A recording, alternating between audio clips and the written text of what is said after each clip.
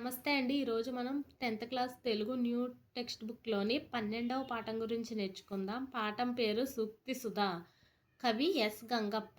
ప్రక్రియ వ్యాసము. కవి పరిచయం. సాహిత్య పరిశోధకుడు, బహుగ్రంథకర్త అయిన ఎస్ గంగప్ప గారి పూర్తి పేరు శ్రీరామ గారి గంగప్ప.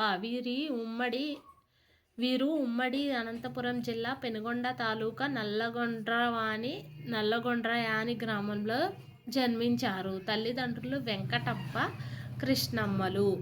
సుమారు 100కు పైగా గ్రంథాలు రాసి ప్రచురించారు.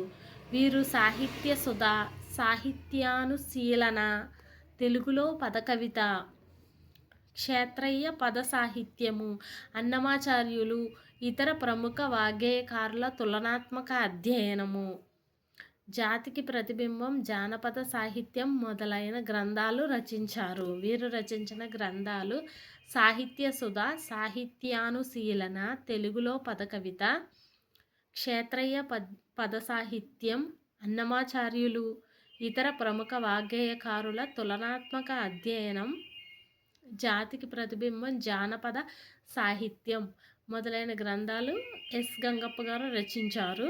1972 మరియు 1981లలో ఆంధ్రప్రదేశ్ తెలుగు సాహిత్య అకాడమీ అవార్డు పొందారు.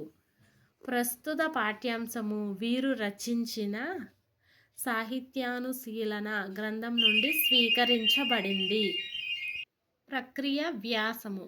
ఏదైనా ఒక విషయాన్ని తీసుకొని దాని పూర్వాపరాలను చర్చిస్తూ విశ్లేషణాత్మకంగా విస్తరించి రాయడాన్ని వ్యాసం అంటారు.